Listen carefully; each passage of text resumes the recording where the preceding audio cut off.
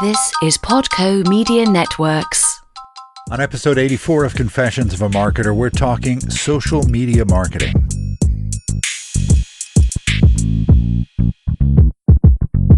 Hi, it's Mark Reed Edwards. Welcome back to Confessions of a Marketer. LinkedIn ads expert AJ Wilcox is here to talk social media and LinkedIn, of course. We will get to AJ in a moment. Coming soon, we have Victor Machado on Google My Business, Joe Martin on video, Mitch Duckler on differentiating your brand, Steve Randazzo on experiences, David Lemley on the early days marketing Starbucks and retail voodoo. And there's lots more in store. Usually at this point in the show, I deliver a promo on the Innovation Podcast, my other venture, with my partner Garnett Harriman. Still want you to head over to theinnovationpodcast.co and give it a listen. But I'd also like to invite you to go to podcomedia.com. We started Podco Media Networks just the other day. And at podcomedia.com, you can look at the other podcasts we just launched, Demystifying Data with Chris Clegg and My First Job with John Chang. We're just getting started, and these two new ones are a great start. We've got some other great pods yet to come, so stay tuned. Okay, on to AJ Wilcox. He's an expert on social media advertising with a particular focus on LinkedIn. In this first part of our discussion, we look into what makes a good social media ad, how Facebook is doing as an advertising medium, and how LinkedIn has been developing its marketplace. Also, how he advises his clients to utilize social media advertising. Let's get to it. AJ, welcome to Confessions of a Marketer. Thanks so much, Mark. Super excited to be here. It's great having you here. We're talking about social media advertising today, which could be a bit of a minefield, but I'm prepared. We'll be careful, and let's just forge on. How about that? That sounds great. There's lots of mines to jump over. So what makes a good social media ad? What do you think? Well, I think to answer that, we need to understand what social media ads are compared especially to search ads. Because I think most in digital marketing, at least the older folks, we came from the world of search where it was either SEO or Google ads. And here are the differences between the two. So when you're on social media, you're not looking for anything in particular. And the advertiser knows something about you. They know maybe what your interests are, or maybe what your job title is, things like that. And so the goal of social media is to show ads to the right people, but you don't know, where they are at in the buyer cycle or much past that. On the search side, we're able to capture people by what they're looking for right now, but we have no idea who they are. So sales teams in my world of business to business, a sales team might say, ooh, these search leads, they're coming in, they're hot and ready. I mean, people are wanting to hop on the phone with us and talk numbers, but we're talking to the CEO and the proverbial janitor and everything in between. Social media ads are shown to you based off of who you are and not necessarily what it is that you're actually looking for. So what are the common misconceptions companies have about this kind of advertising? Well, I think most people who are used to just another kind of demand-based advertising like search, I think they expect, I can target someone and just start getting sales-ready leads. Well, social media leads, because they're not seeking you out specifically, you're trying to lure them in. And because you don't know where they're at in the buyer cycle, if you put an ad out there that just says, click here to get our rates, click here to talk to a sales rep, click here to buy, no one's ready for that yet. It's asking too much too soon. So I think the misconception is when you move to social media ads, you can run pretty much the same thing as you've been used to on search. And they are two very different animals. It won't work the same way. What's kind of interesting is that in a social media ad, let's talk about LinkedIn. And so in LinkedIn, you know someone's title, you know what their career interests are. Whereas in, search engine advertising, Google, you know what they're searching for. So it's kind of interesting. You know more about the person in social media advertising, but you don't know what they're interested in quite as much. Yeah, and that is really the crux of the issue. And so it's really hard to answer, which is better for my company. Is it going to be search or social? They actually work really well together. Your sales team is going to perform better when they have a little bit of maybe of some variety to the types of people that they're talking to. And with LinkedIn ads specifically, we can make sure that every single person that fills out a form is in your ideal target market. They're able to afford you. They're the right title who can make the decision. And on search, we can get those deals that are ready to close tomorrow. And so they both have some great things. Yeah. So looking across the social media advertising world, who do you think's doing it right? Are there any social networks that you like? Are there any advertisers you think are doing a great job? Who's getting it right? Well, the obvious answer here is Facebook ads on platform side. Facebook, when they came out with their ad platform, it wasn't great, but it was the very first foray we had into being able to target people by interests.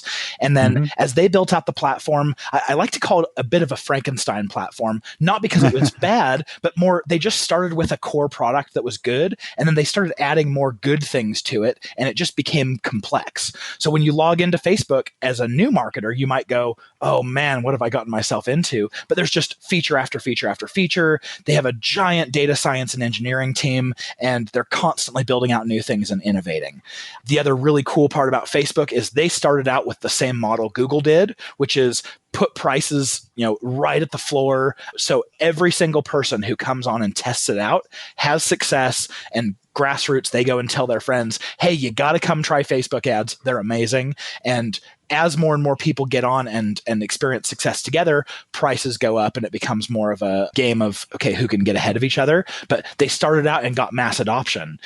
LinkedIn was a little bit of a laggard. They've been around since 2007, but no one knew that the platform existed. They didn't do much with it. It was just kind of, I'm a ginger, so I get to say this, a redheaded stepchild of the digital marketing world. Yeah. And I'm a ginger too, so that's okay. Yes, ginger power. But because they didn't really care about their platform too much, they made so much money from the recruiter side of the business, selling upgraded licenses to recruiters, that they just didn't have to care about their ads platform very much. So they set prices pretty high. So LinkedIn's always been a little bit more expensive, and people didn't go and have tons of success because it was more expensive. So it's just been a periodic uptake. But over here in the last, we'll call it 2-3 years, we've seen LinkedIn go, oh, interesting. There is real business to be had here, and there is a giant place in the market for us. And we've seen them send more engineering resources to build out tools. And now they're really playing catch up to Facebook. So we see all the features that Facebook came out with 4 years ago, LinkedIn starting to get, and at an increasingly higher rate. And there's kind of a funny convergence of look and feel too between, especially LinkedIn and Facebook, where sometimes I'm looking at it on my phone and I think, which one am I on right now?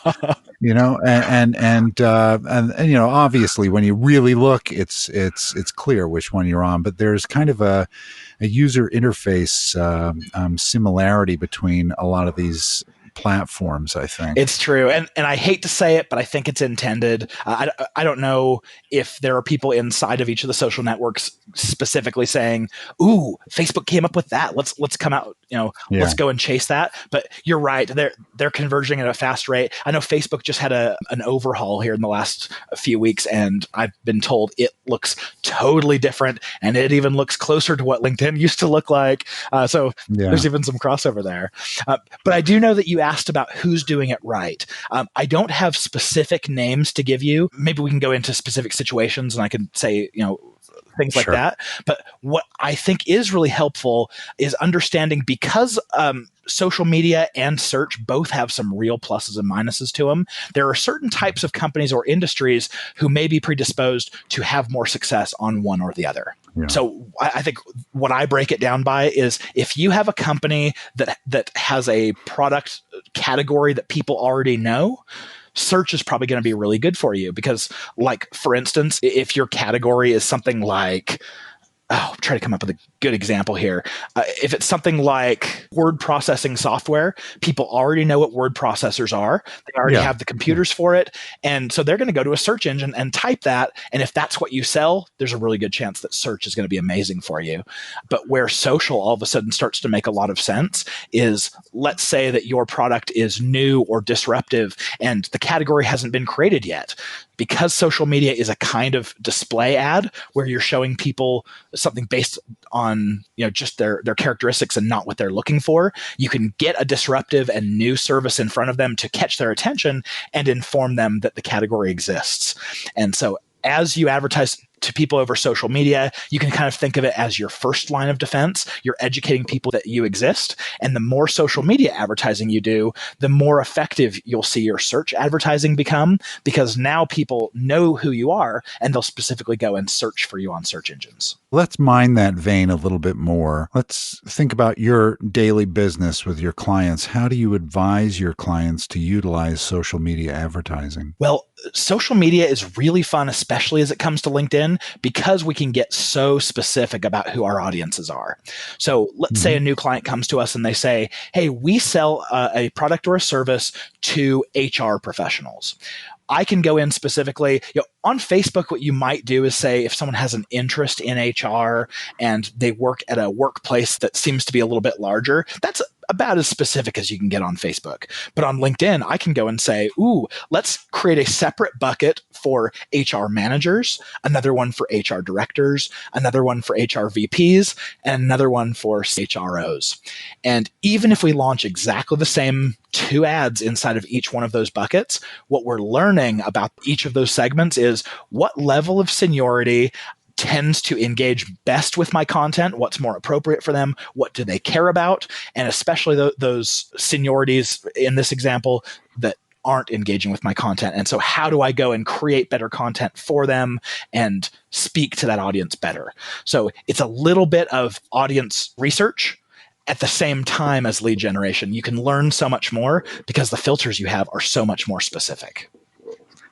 So it's kind of A/B testing on the fly. Exactly.